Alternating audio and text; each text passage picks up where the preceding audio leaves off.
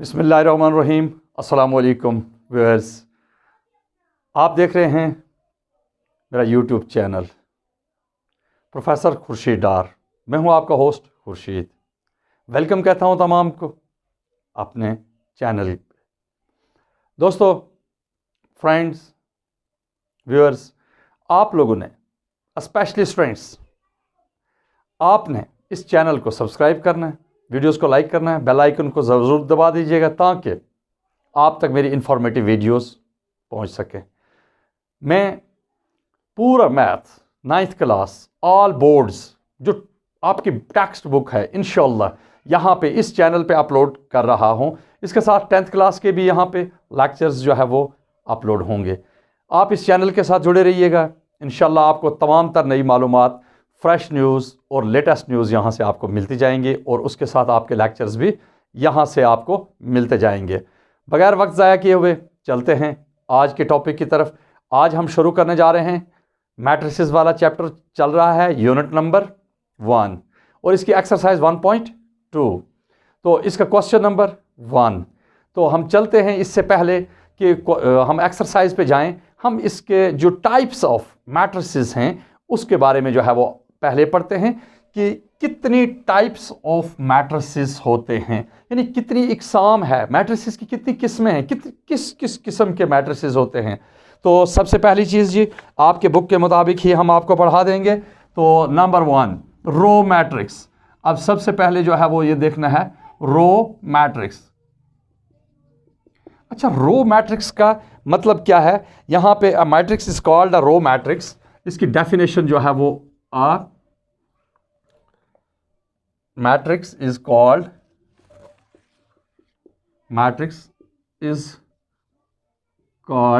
A row matrix if it has only one row. If it has only one row.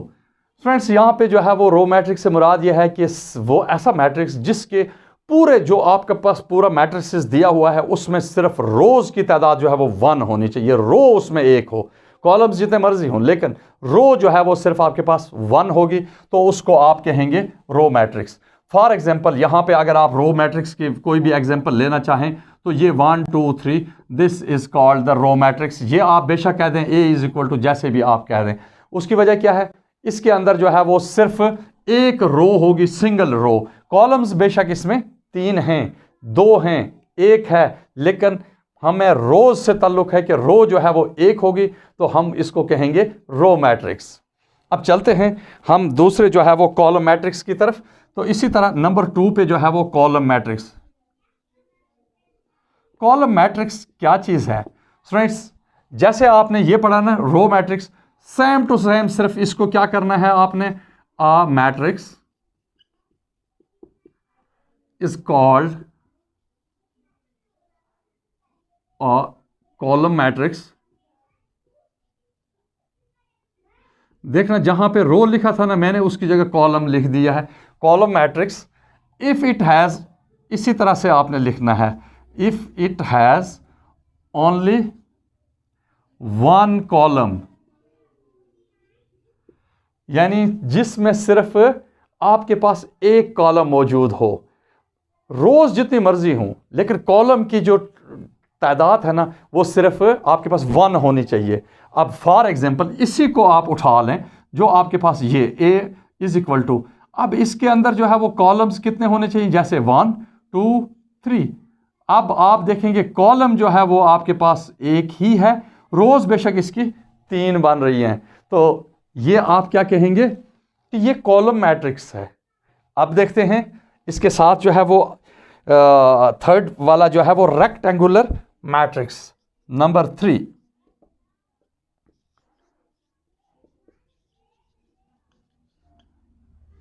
Rectangular matrix. अच्छा, इसमें rectangular matrix क्या चीज है? और matrix M is called rectangle if the number of rows of M is not equal to the number of columns of M, यानी यहां पे रोज और कॉलम की तादाद एक मैट्रिक्स के अंदर सेम नहीं होनी चाहिए, डिफरेंट होनी चाहिए। तो उस सूरत में आप जो है वो ये कहेंगे कि ये कौन सा है, रेक्टेंगुलर मैट्रिक्स है। इसकी डेफिनेशन लिख ही देते हैं, और matrix M is called rectangular if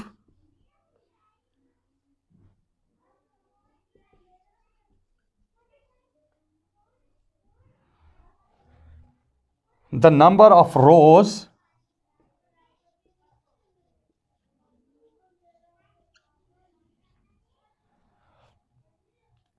of M is not equal to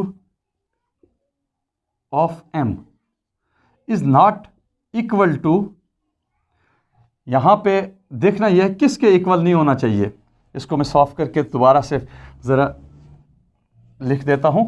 यहां पे rows of M is not equal to, किसके इक्वल नहीं है। आपने ये चीज जहन में रखना है कि not equal to the number of columns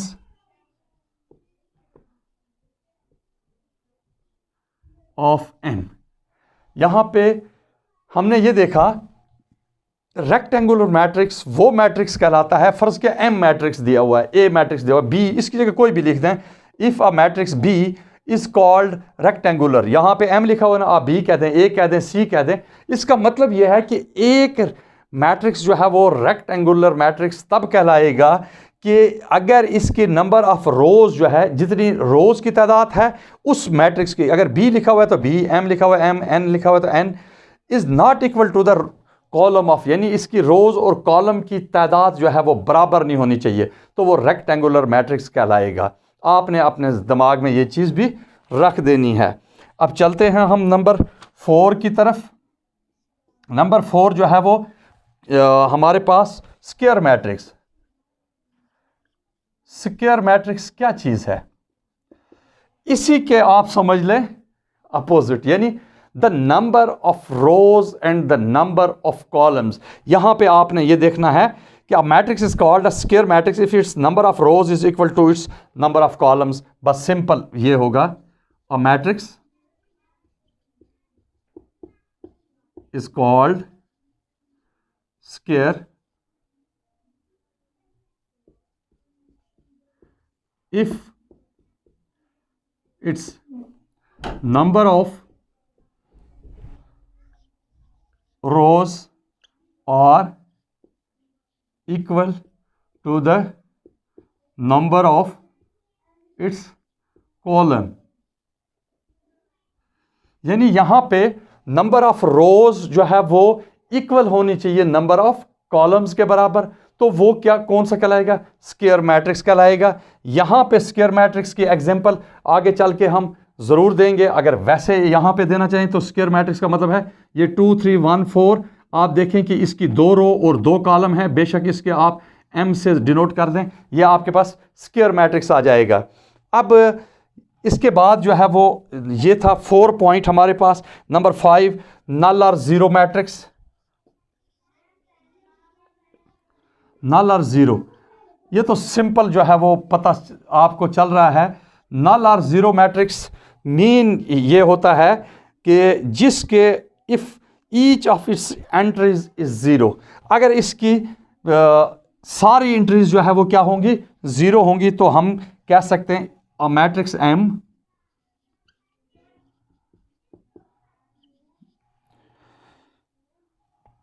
is called a null or zero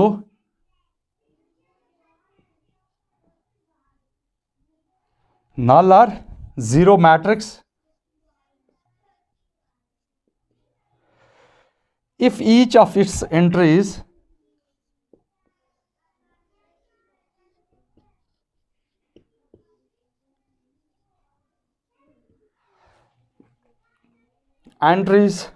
is zero। अच्छा, इसका मतलब यह है कि नल और ज़ीरो मैट्रिक्स उस मैट्रिक्स को कहेंगे कि जब एक मैट्रिक्स के अंदर तमाम जो भी एंट्रीज गिवन है, फॉर एग्जांपल आपके पास एम मैट्रिक्स दिया हुआ है, तो ये देख लें, इसकी ये दिया हुआ है 0 0 0, यानी इसके सारे एंट्रीज जो है वो क्या होंगे, ज़ीरो होंगे, तो ये कहलाएगा नल और ज़ीरो मैट्रिक्स। यहाँ तक स्टूडेंट्स आपको जो है वो समझ आ चुकी होगी। अब जो है वो हम इसका नंबर 6 जो है वो देखते हैं, ट्रांसपोज ऑफ अ मैट्रिक्स। ये जो है वो हमारे पास किसी चीज़ का जो ट्रांसपोज हम लेंगे किसी मैट्रिक्स का, वो क्या है। हम तो इससे पहले वाली वीडियोस में तो मैं कंप्लीटली आपको बता चुका हूँ कि सिंपल जो है वो आपने ट्रांसपोज ऑफ अ मैट्रिक्स का मतलब ये है कि rows to change the rows into columns और columns into rows is called transpose of a matrix. Simple जो है वो आपने ये चीज़ अपने जहन में रखना है। तो यहां पे हम ये कहेंगे a matrix obtained by changing the rows of matrix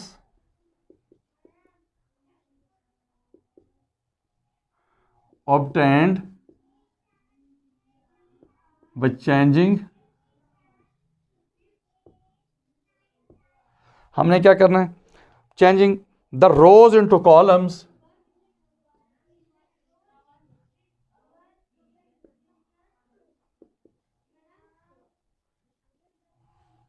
rows into columns or columns into rows,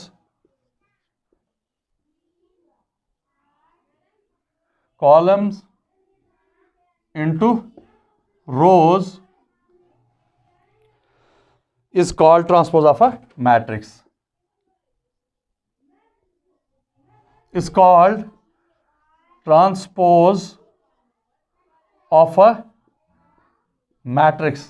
अच्छा, ये देखना यह है स्टूडेंट्स, यहाँ पे देखें कि फ़र्ज़ के आपके पास एक मैट्रिक्स गिवन है 1 2 4 6। अब देखें ये आपके पास एक मैट्रिक्स गिवन है, इसका ट्रांसपोज लेना है, तो आप क्या करेंगे, इसी को मैं आगे लिख रहा हूँ, तो आप लिखेंगे इज इक्वल टू ए का ट्रांसपोज सबसे पहले करेंगे, ए का ट्रांसपोज, इसी का ट्रांसपोज लेना है, तो इज इक्वल टू, ये देखना कैसे लिखेंगे, ये थी रो, इस तरह से रो थी, तो हम इसको क्या लिखेंगे, कॉलम की सूरत में लिखेंगे, यानी यूं 1 और 2। ये देखें इसको चेंज कर दिया, रो को हमने कॉलम की सूरत में लिख दिया, और दूसरी ये भी थी रो, इसको भी लिखेंगे हम कॉलम की सूरत में 4 6। ये ट्रांसपोज ऑफ अ मैट्रिक्स जो है वो बन गया है। अब इसके साथ जो है वो इसको भी हम डिनोट टी, ए के ऊपर जो है वो छोटा सा टी डालते हैं, तो वो ट्रांसपोज को जाहिर कर देता है। इसके बाद जो है वो नेगेटिव ऑफ अ मैट्रिक्स। अब नेक्स्ट जो है वो number 7, negative of a matrix, यानी नेगेटिव ऑफ अ मैट्रिक्स क्या है, let A be a matrix,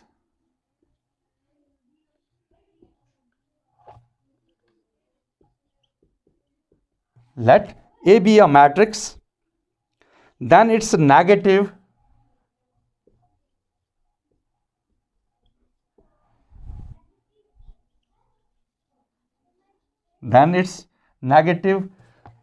A का अगर हम ले रहे हैं एक मैट्रिक्स, तो इसका नेगेटिव क्या होगा, -A।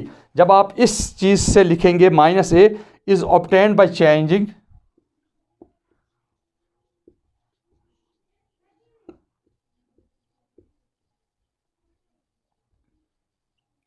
ये हमें जो है वो हासिल होगा किस तरह से, चेंजिंग करने से the sign of all the entries, the sign of all the entries, जो हमारे पास सारे एंट्रीज के क्या करने हैं, सिर्फ साइन चेंज कर देने से, अगर वो प्लस है तो उसको माइनस करेंगे, अगर वो माइनस है तो उन एंट्रीज को क्या करेंगे, प्लस करेंगे। तो इसके बाद जो है वो नेक्स्ट हमारे पास कैसे, फ़र्ज़ के इसकी एग्जांपल एक ले लेते हैं, यही वाले आप ले लें। अगर ए मैट्रिक्स आपके पास ये दिया हुआ है 1 2 4 6, 1 2 3 4 दिया हुआ है, तो इसका नेगेटिव क्या लेंगे आप, तो ये देखना -A, इसका नेगेटिव यहीं से आएगा, इसका नेगेटिव, तो इसकी एंट्रीज जो है वो आपने क्या कर देनी है, -A इज इक्वल टू, बाहर जो है वो माइनस रख देंगे, तो माइनस का मतलब है हर एंट्री के साथ इसके ये माइनस रख के माइनस को मल्टीप्लाई हर एंट्री के साथ कर दें, तो यहाँ पे क्या आ जाएगा, माइनस का मान आ जाएगा, माइनस का 2 आ जाएगा, -3 और -4, ये जो है वो आपके पास इसका नेगेटिव ऑफ अ मैट्रिक्स जो है वो आपको हासिल होगा। अब इसके बाद जो है वो नेक्स्ट हम देखते हैं कि नंबर 8 पे हमारे पास कौन सा है, सिमेट्रिक मैट्रिक्स। ये मैं पहले भी बता चुका हूं, लेकिन यहाँ पे जो है वो आपको मैं इसमें सिमेट्रिक मैट्रिक्स में आपको डिटेल बता देता हूं कि सिमेट्रिक मैट्रिक्स है क्या। अ square matrix is symmetric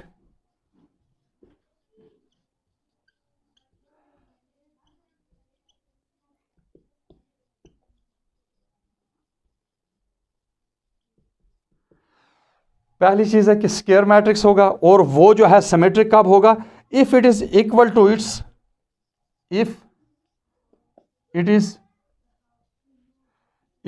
it's किसके बराबर होना चाहिए, ट्रांसपोज के बराबर, इट्स ट्रांसपोज।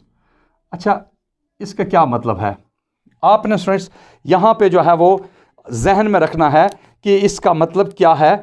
यानी अगर हम किसी मैट्रिक्स का ट्रांसपोज ले लें, वो इक्वल आ जाए ए मैट्रिक्स के, उस यानी सेम एंट्रीज, तो उस सूरत में आप ये कहेंगे कि ये सिमेट्रिक मैट्रिक्स है।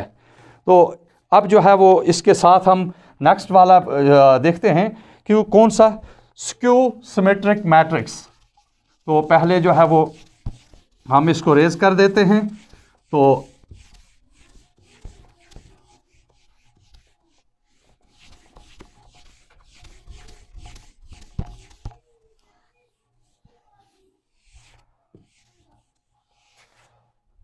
अब आपके पास जो है वो नेक्स्ट आ जाता है नंबर 9। नंबर 9 पे क्या है, स्क्यू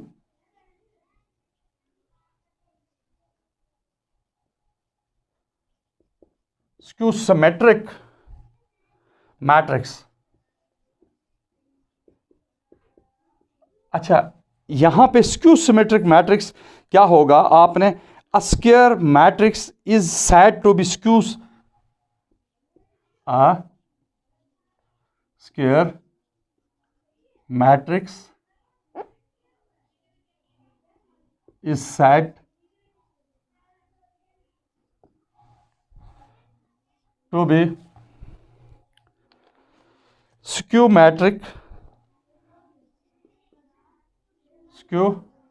symmetric if क्या होगा कि यहां पे अगर एक मैट्रिक्स को, स्क्वायर मैट्रिक्स को हम ये कह सकते हैं कि ये स्क्यू सिमेट्रिक मैट्रिक्स है, जब उसका जो है वो, जब हम ए का ट्रांसपोज लेते हैं वो इक्वल होना चाहिए इसके नेगेटिव के बराबर।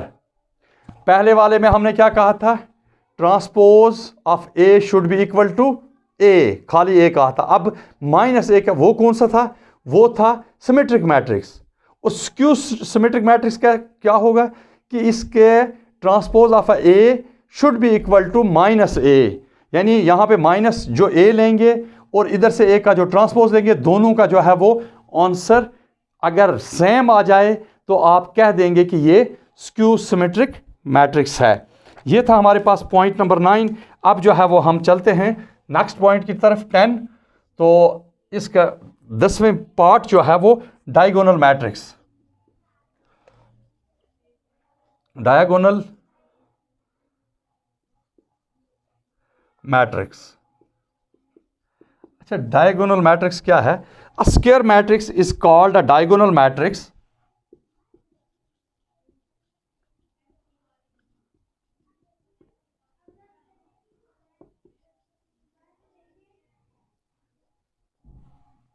a square matrix is called a diagonal matrix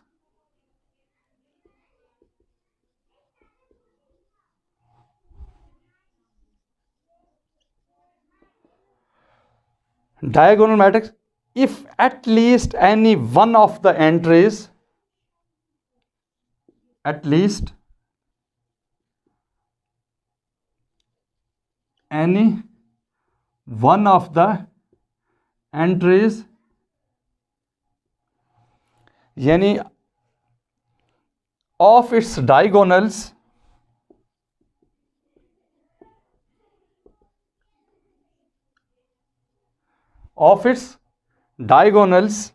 is not zero,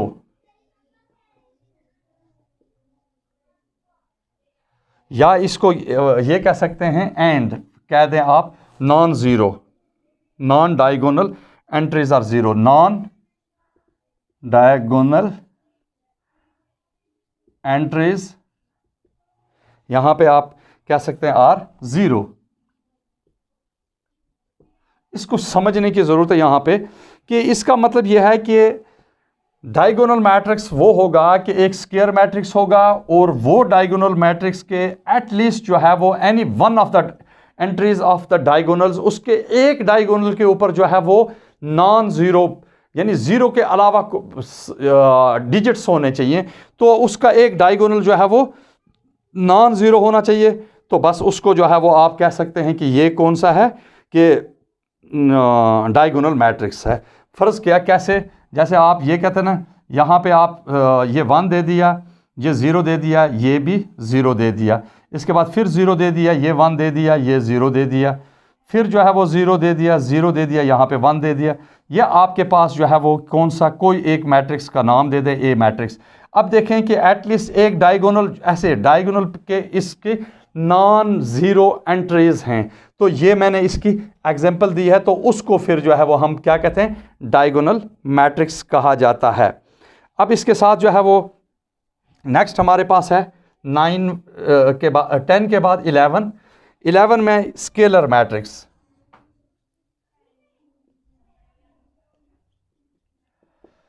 scalar matrix क्या है? अ diagonal matrix is called a scalar matrix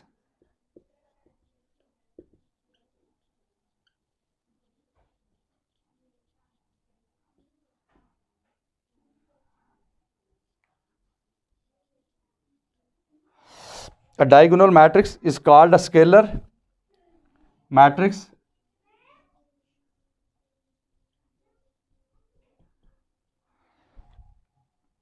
if all the diagonal entries are same. If all the diagonal entries are same. अच्छा, यहां पे ये देखना है कि इसके जो स्केलर मैट्रिक्स में डायगोनल मैट्रिक्स तब कहलाएगा कि वो स्केलर मैट्रिक्स के अंदर क्या होगा कि if all the diagonals entries are same, जो उसके उसके एक डायगोनल्स के ऊपर जो है वो एंट्री सेम होनी चाहिए। फॉर एग्जांपल कैसे, उसके जो एक डायगोनल होगा उस पे जो एंट्री देंगे वो सेम होनी चाहिए। जैसे मैं ये आप a इज इक्वल टू मैं लिखता हूं 0k, तो यहां पे मैं 1 मिनट k इधर भी 0 लिख देता हूं, ये भी 0, तो इसके साथ 0, ये k 0 0 0 और k। ये देखिए ये एक डायगोनल पे k की वैल्यू जो है वो हम क्या है, सेम है, एक जैसी ही होनी चाहिए k। तो इसको जो है वो आप कह सकते हैं स्केलर मैट्रिक्स। अच्छा, अब जो है वो हम नेक्स्ट देखते हैं कि 12 जो है वो टाइप ऑफ मैट्रिक्स में आइडेंटिटी मैट्रिक्स, इसको अगर आप कहेंगे आइडेंटिटी मैट्रिक्स भी कह दें, यूनिट मैट्रिक्स भी कह सकते हैं। तो आइडेंटिटी मैट्रिक्स क्या चीज होती है कि अ डायगोनल मैट्रिक्स इज कॉल्ड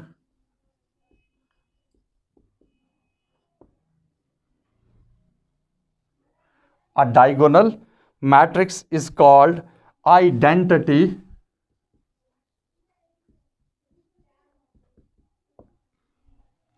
या आइडेंटिटी मैट्रिक्स मैंने क्या कहा था, यूनिट भी कह सकते हैं, यूनिट मैट्रिक्स। इसको मैं ब्रैकेट में कह देता हूं identity unit matrix, unit matrix if all diagonal entries are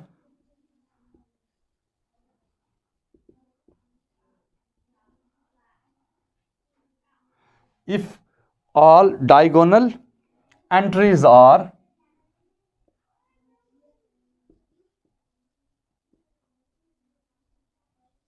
क्या हूं, 1।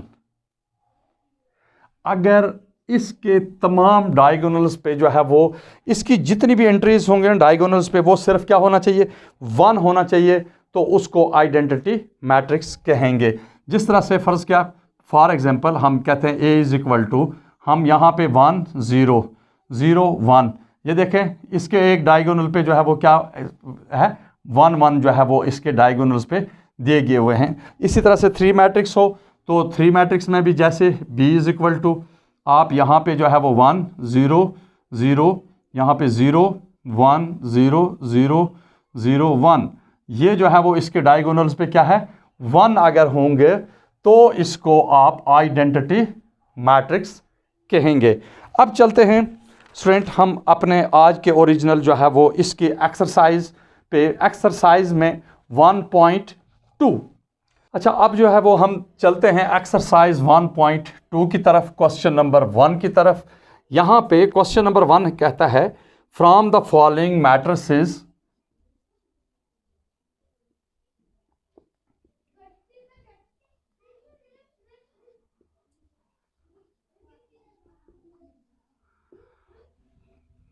from the following matrices identify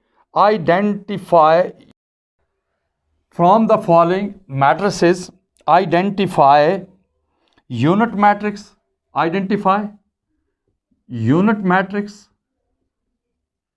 एक तो यूनिट मैट्रिक्स उसने कहा कि आइडेंटिफाई करें, दूसरा कौन सा, रो मैट्रिक्स,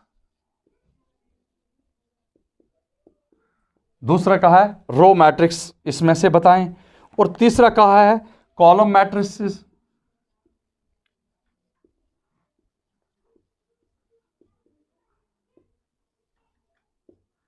कॉलम मैट्रिसेस, और इसके बाद and null matrices, and null matrices. अब इसमें से हमने यूनिट मैट्रिक्स बताना है, रो मैट्रिक्स बताना है, कॉलम मैट्रिक्स बताना है, और नल मैट्रिक्स बताना है कि कौन कौन से हैं। यहां पे हमारे पास एंट्रीज जो है वो एक एक करके हम इसको आइडेंटिफाई करते चले जाएंगे। हमारे पास पहले ए मैट्रिक्स जो है गिवन 0 0 0 0 ये दिया हुआ है। मैंने अभी जो है वो इसी लेक्चर के दौरान में बताया था, पीछे जो डिटेल हमने पढ़ी है कि जब इसके ऑल डायगोनल्स यानी एंट्रीज जो है वो क्या होंगी, 0 होंगी, तो उसको हम क्या कहेंगे कि ये नल मैट्रिक्स है। नल यानी इसके अंदर नल और जीरो मैट्रिक्स, इसको क्या कहेंगे, नल और जीरो मैट्रिक्स। तो ये हमारे पास इसको कहेंगे नल और जीरो मैट्रिक्स। इसके बाद ए के बाद हमारे पास बी आ जाता है। बी मैट्रिक्स क्या है हमारे पास, बी मैट्रिक्स जो गिवन दिया हुआ है 2 3 4 2 3 4। अब ये हमारे पास जो है वो, सॉरी कामा नहीं है, 2 3 4 ये हमारे पास एक मैट्रिक्स दिया हुआ है। अब इसको जो है वो आप क्या कहेंगे कि इसकी सिर्फ सिंगल, मैंने ये बताया था कि रो मैट्रिक्स वो होती है जिसकी सिंगल रो होगी, इसकी सिर्फ सिंगल एक रो है, तो हम इसको क्या कहेंगे कि ये रो मैट्रिक्स है। कौन सा मैट्रिक्स है, रो मैट्रिक्स है। क्यों कि इसकी सिर्फ सिंगल एक रो ही है, एक से ज़्यादा नहीं है। अब सी इज इक्वल टू, उसने जो गिवन दिया हुआ है 406 406, ये हमारे पास जो है वो एक मैट्रिक्स दिया हुआ है। तो इस मैट्रिक्स में क्या था, हमने कहा था कॉलम मैट्रिक्स में जिसके कॉलम्स की तादाद सिर्फ एक होगी तो उसको हम कहेंगे कॉलम मैट्रिक्स। तो इसके कॉलम की तादाद कितनी है, देखें सिर्फ एक है, तो इसको हम क्या कहेंगे, कॉलम मैट्रिक्स। कॉलम मैट्रिक्स क्यों कि इसके कॉलम की तादाद जो है वो सिर्फ एक है। अब इसके बाद जो है वो डी मैट्रिक्स, डी मैट्रिक्स हमारे पास जो गिवन है वो 1 0 0 1। मैंने आपको कहा था कि अगर एक डायगोनल के ऊपर इसके जो है वो 1 डायगोनल्स के ऊपर 1 आ जाए तो उसको हम यूनिट मैट्रिक्स या आइडेंटिटी मैट्रिक्स भी कहते हैं। इसको आप कहते हैं यूनिट मैट्रिक्स या आइडेंटिटी मैट्रिक्स कहा जाता है। अब इसके बाद जो है वो डी के बाद हमारे पास ई है। ई इज इक्वल टू जो गिवन है वो सिर्फ 0 है। तो अब ये तो मैंने आपको पहले ही बताया था, जिसके एंट्रीज के ऊपर सिर्फ 0 होगा तो वो क्या कहलाएगा, नल और ज़ीरो मैट्रिक्स कहलाएगा। नल और ज़ीरो, या ज़ीरो मैट्रिक्स कह दें या नल मैट्रिक्स कह दें, जो आपकी मर्जी है वो आप कह सकते हैं। अब इसके बाद आगे चलते हैं। नेक्स्ट जो है वो उसने f दिया हुआ है। f हमारे पास क्या गिवन है, f में 5 6 7 ये एक मैट्रिक्स आपके पास गिवन है। अब मैंने कहा था कि ये भी जो है वो अगर कॉलम की तादाद सिर्फ 1 है तो ये क्या कहलाएगा, कॉलम मैट्रिक्स कहलाएगा। तो इसको आप कॉलम मैट्रिक्स कहेंगे। इसके बाद अब हम चलते हैं आगे की तरफ, क्वेश्चन नंबर 2 की तरफ।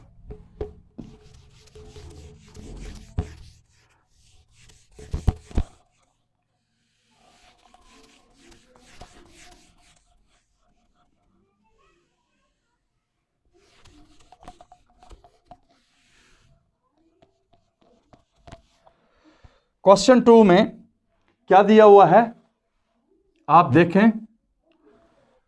क्वेश्चन 2 में कहता है कि फ्रॉम द फॉलोइंग मैट्रिसेस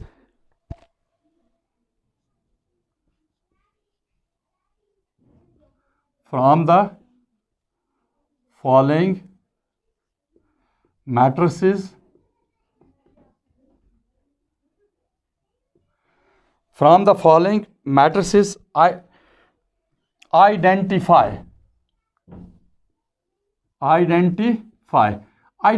करना है कि ये जो मैट्रिसेस आपके पास दिए हुए हैं कि क्या ये, सबसे पहली चीज़ ए आपके पास दिया हुआ है, इनमें से कौन कौन सी चीज़ आपने बतानी है।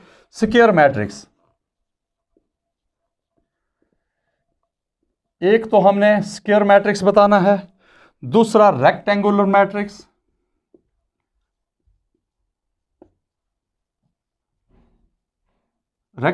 मैट्रिक्स, अच्छा स्टूडेंट्स, यहाँ पे मैं आपको ज़बानी क्यों ना बता दूँ, बजाय इतनी डिटेल के कि यहाँ पे मैं लिखता चला जाऊँ और आपको पता चल जाए। आपके पास बुक तो ऑलरेडी मौजूद है, तो आप देखें कि थर्ड रो मैट्रिक्स कहा उसने, डी जो है वो कॉलम मैट्रिक्स कहा, ई जो है वो आइडेंटिटी मैट्रिक्स कहा, और एफ जो है वो नल मैट्रिक्स कहा है। यानी इन मैट्रिसेस के में से हमने चूज़ करके बताना है, आइडेंटिफाई करना है कि कौन से मैट्रिसेस जो दिए हुए मैट्रिसेस हैं ये कौन कौन से मैट्रिसेस हैं। तो सबसे पहली चीज़ जो है वो आपने इनके मैट्रिसेस की तादाद बतानी है कि कौन सा मैट्रिक्स है। अब सबसे पहली चीज़ क्या है, हमारे पास पहला पार्ट जो इसका आता है, तो पहले पार्ट में कौन सा हमारे पास है, गिवन जो है वो पहले पार्ट में -8 to 7 1204। अब ये एक मैट्रिक्स आपके पास दिया हुआ है, कहता है कि ये कौन सा मैट्रिक्स है। ये मैट्रिक्स आपके तहत जो है वो रेक्टेंगुलर मैट्रिक्स होगा। ये वाला जो मैंने पहले ही कहा था, ये रेक्टेंगुलर मैट्रिक्स होगा। ये रेक्टेंगुलर क्यों होगा स्टूडेंट, मैंने ये कहा था रेक्टेंगुलर मैट्रिक्स वो मैट्रिक्स होता है कि जिसके नंबर ऑफ रोज और नंबर ऑफ कॉलम्स की तादाद बराबर ना हो।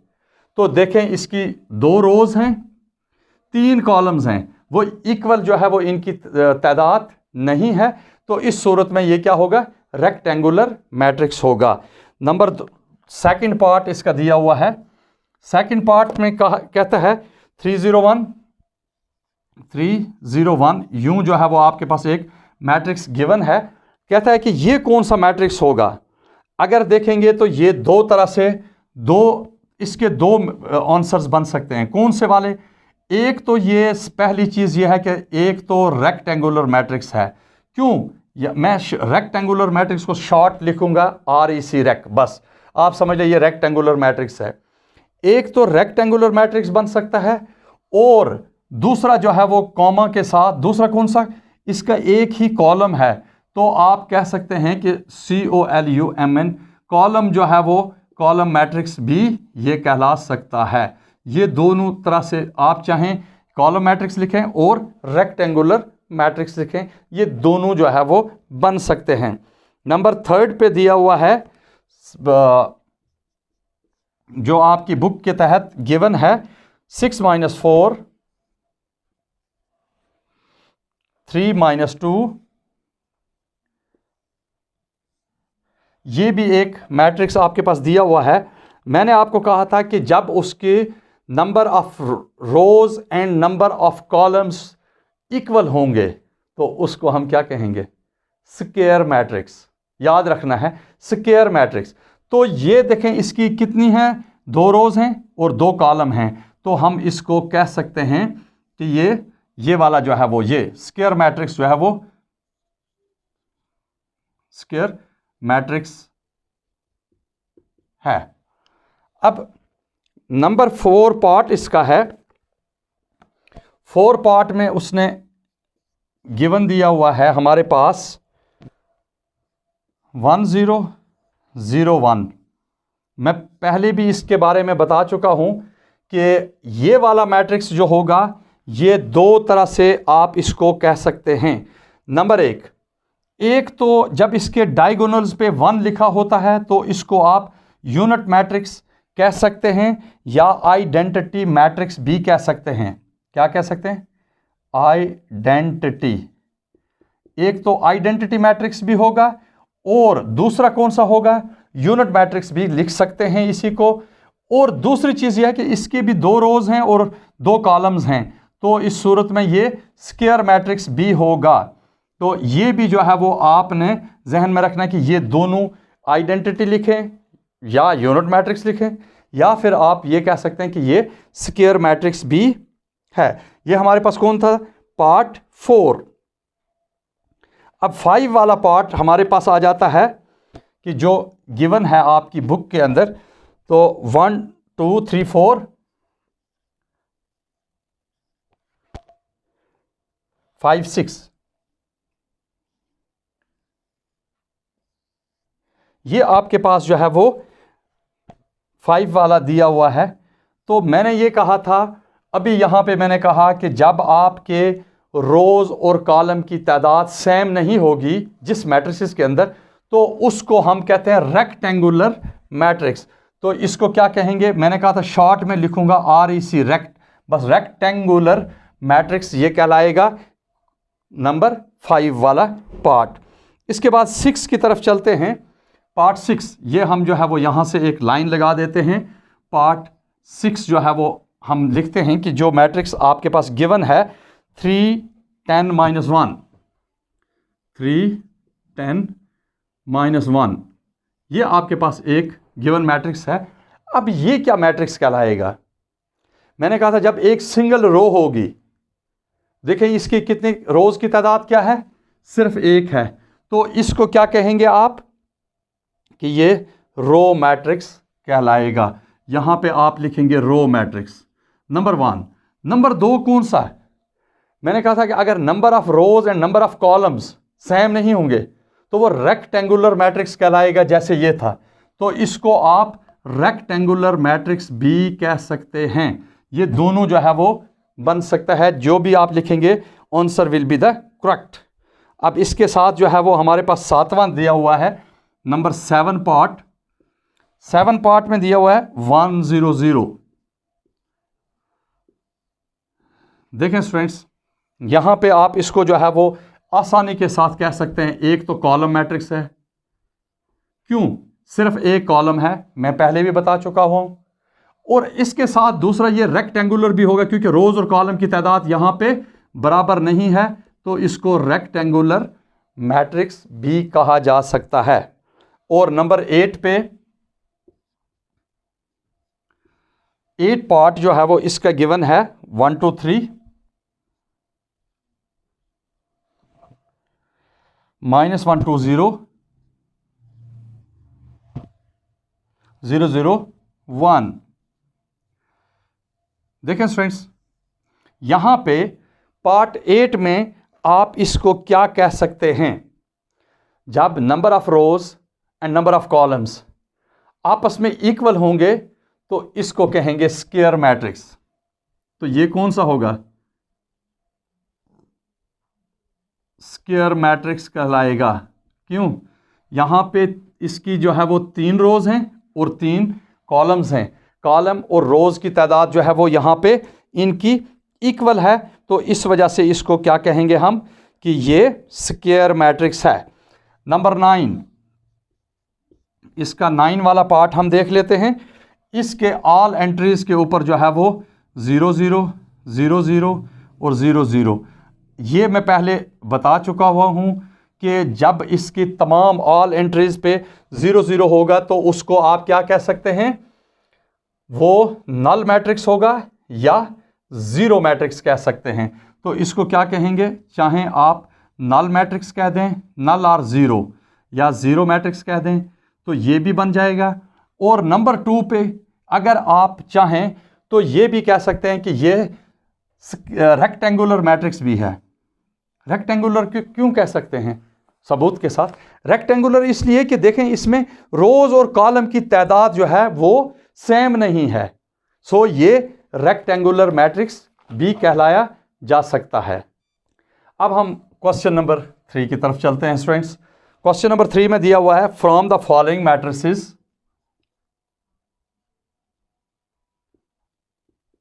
फ्रॉम द फॉलोइंग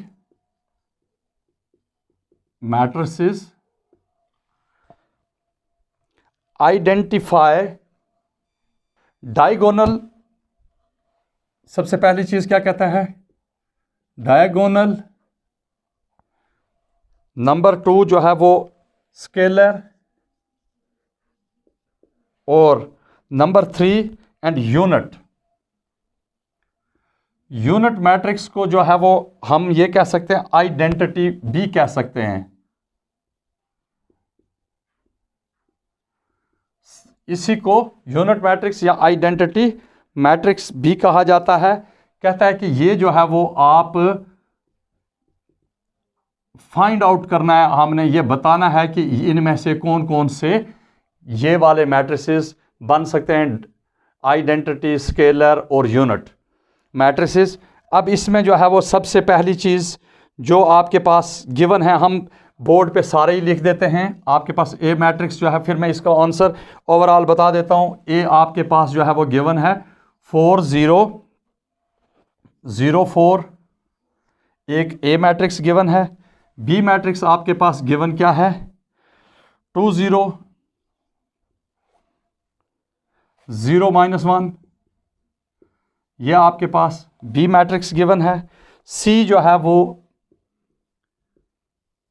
1 0 0 1, यह आपके पास सी मैट्रिक्स गिवन है। और डी मैट्रिक्स आपके पास 3 0 0 0, ये जो है वो आपके डी मैट्रिक्स दिया हुआ है।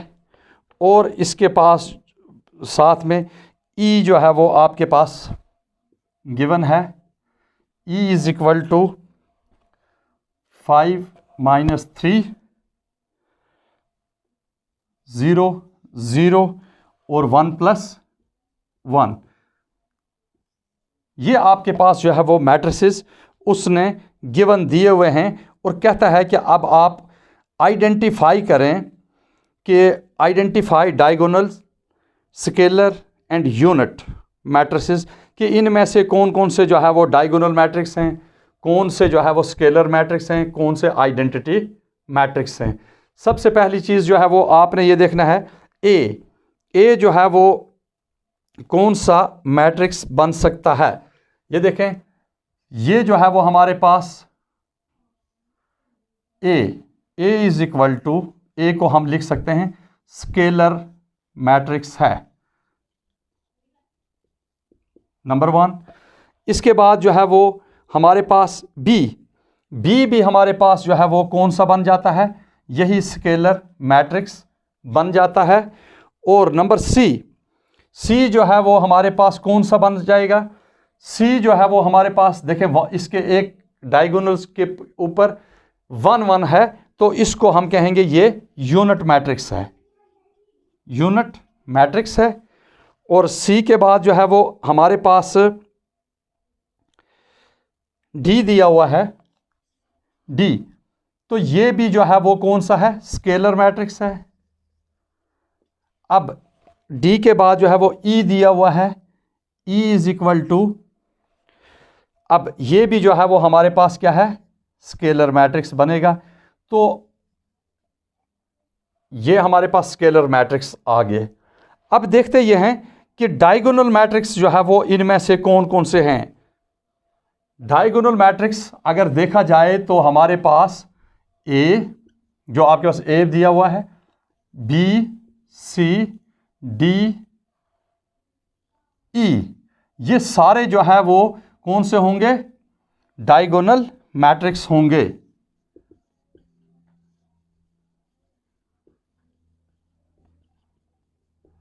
ये आपके पास डायगोनल मैट्रिक्स बन जाते हैं। स्टूडेंट्स, मुझे ये यकीन है कि आज जो है वो आपके जो हमने ये फर्स्ट 3 क्वेश्चंस जो है वो बड़ी डिटेल के साथ पढ़ा है, तो आपको इसकी यकीनन समझ आ चुकी होगी। अगर कोई क्वेश्चन हो तो आपने कमेंट बॉक्स में मुझे ज़रूर बताना है, तो इंशाल्लाह मैं भरपूर सपोर्ट करने को तैयार हूँ। आपके कमेंट्स का जवाब ज़रूर दूँगा। इसके साथ जो न्यू यहाँ पे स्टूडेंट्स आ रहे हैं, न्यू व्यूअर्स हैं, तो आप तमाम से रिक्वेस्ट है कि आपने चैनल को लाजमी सब्सक्राइब करें, बेल आइकन को ज़रूर दबाएं, क्योंकि हर आने वाली वीडियो सबसे पहले आप तक पहुंच जाएगी। आपके एक जस्ट सब्सक्राइब करने से हमारी हौसला अफजाई हो जाती है। हम ये समझते हैं कि इसके बाद हम मज़ीद जो है वो इस पे मेहनत और करें, शौक़ और लगन जज्बे के साथ हम आपके साथ वाबस्ता रहेंगे। तो देखते रहिएगा इस चैनल को मुकम्मल तौर पे, इंशाल्लाह आपको भरपूर समझ आ जाएगी। तो आज के लिए इतना ही काफ़ी है, मुझे दीजिएगा इजाज़त। अल्लाह हाफिज़।